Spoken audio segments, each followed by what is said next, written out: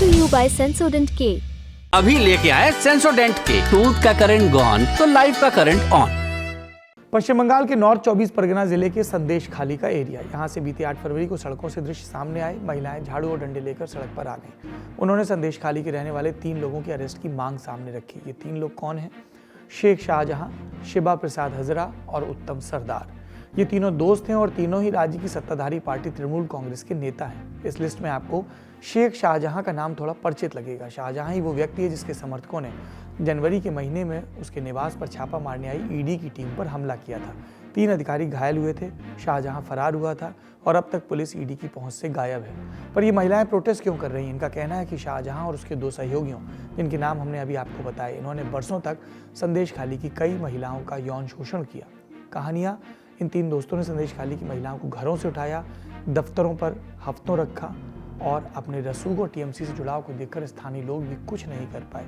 महिलाओं ने यह भी इल्जाम लगाया कि शाहजहां और उसके दोस्तों ने जिला की कई जमीनों पर कब्जा भी किया है। अब 9 फरवरी की तारीख, इस दिन प्रदर्शनकारी महिलाओं ने हजरा की संपत्तियों को तोड़कर आग लगा दी। पुलिस ने बढ़ता तनाव देखकर इलाके में 144 लगाया, 16 पंचायतों में इंटरनेट बैन किया और केस दर्ज कर कार्रवाई शुरू की। 9 फरवरी को इस केस के एक आरोपी हजरा को अरेस्ट किया गया। इसके अलावा पुलिस ने communist party of India Marxist के पूर्व स्थानीय विधायक निरापद सरकार और भाजपा के स्थानीय नेता विकास सिंह को भी गिरफ्तार किया।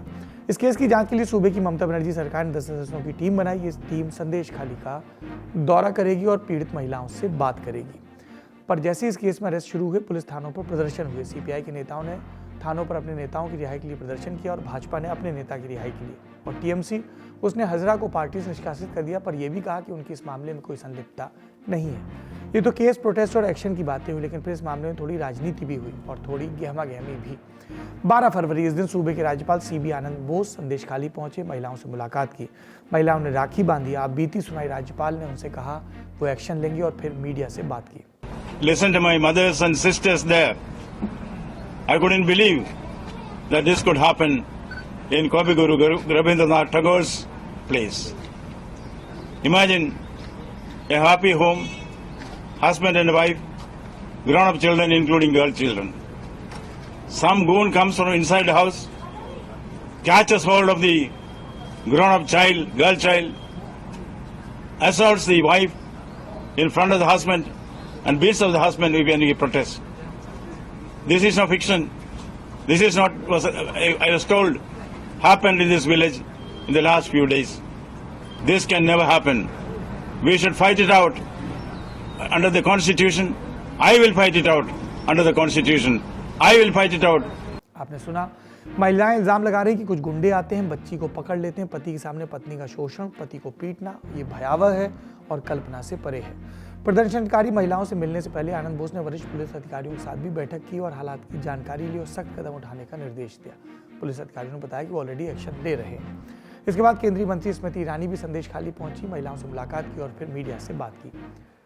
टीएमसी के लोग घर घर जाकर देखते थे किस घर की कौन सी बहू सुंदर है, के कौन बॉयशी, उम्र में कौन कम है।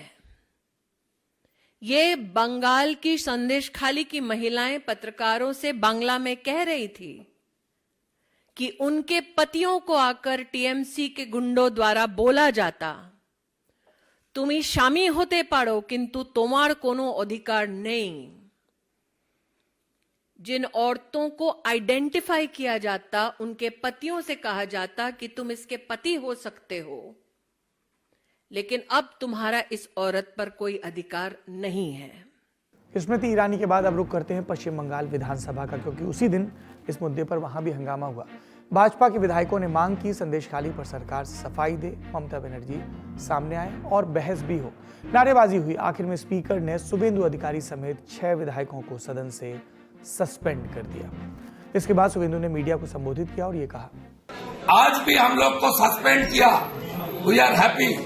हम लोग संदेश खाली का SC/ST वुमेन और देवी शक्ति के लिए पूरा असेंबली में आज हमारी पूरा बीजेपी टीम एक साथ हमारा क्वेश्चन आंसर करने नहीं दिया।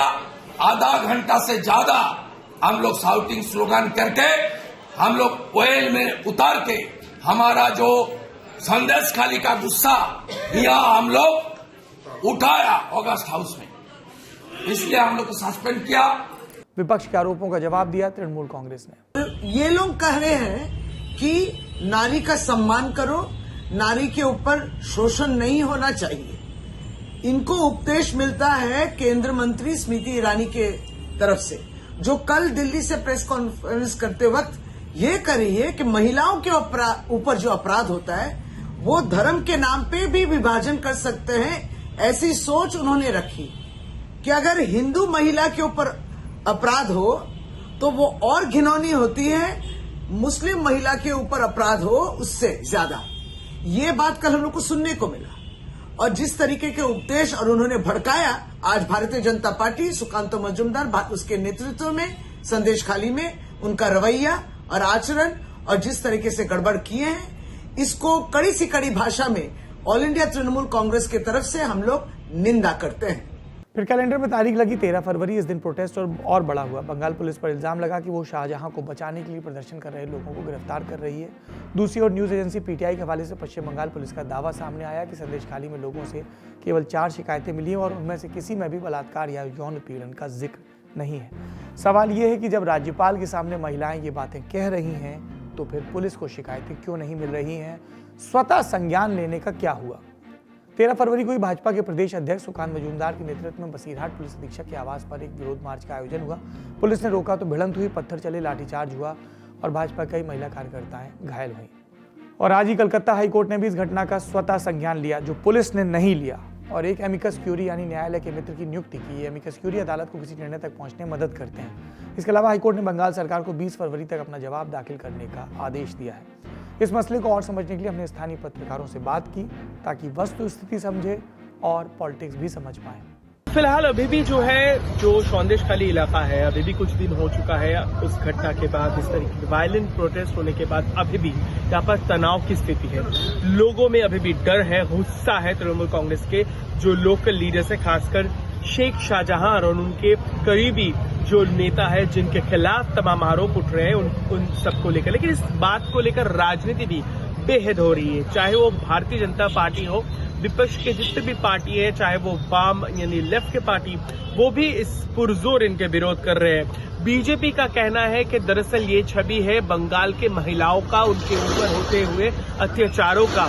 जब बीजेपी का कहना है कि जिस तरीके की यहाँ पर ढोल नगारा पीटी जाती है महिलाओं को सुरक्षा को लेकर, उनकी जो है उनकी आत्मनिर्भरता को लेकर जिस तरीके से ममता सरकार और तृणमूल सरकार जिस तरीके से यहाँ पर ढिंढोरा वो पीटती है, दरअसल ये वास्तविकता है जिसके चलते महिला लंबे वक्त से तृणमूल कांग्रेस के ही अपने नेता के द्वारा इस तरीके से जो है जिस तरीके से उनके खिलाफ जो घिनौनी अपराध जो है वो संगठित होता था, और इसके चलते बीजेपी मोर्चा निकाली हुई है। तमाम बीजेपी के जो विपक्ष के नेता है, चाहे वो शुभेंदु अधिकारी हो, वो लगातार संदेश खाली पहुंचने की कोशिश करते हैं और लेकिन उनको रोक दिया जाता है। हाल ही में सुकांतो मजूमदार जो स्टेट प्रेसिडेंट है वो बोशीघाट के रास्ते में वो पहुंचते हैं, जो कि बोशीघाट जो सुपरिंटेंडेंट ऑफ पुलिस का ऑफिस है वहां पर आकर वो विरोध प्रदर्शन करते हैं। वहां पर भी जो है प्रोटेस्ट जो है वो वायलेंट हो गया था और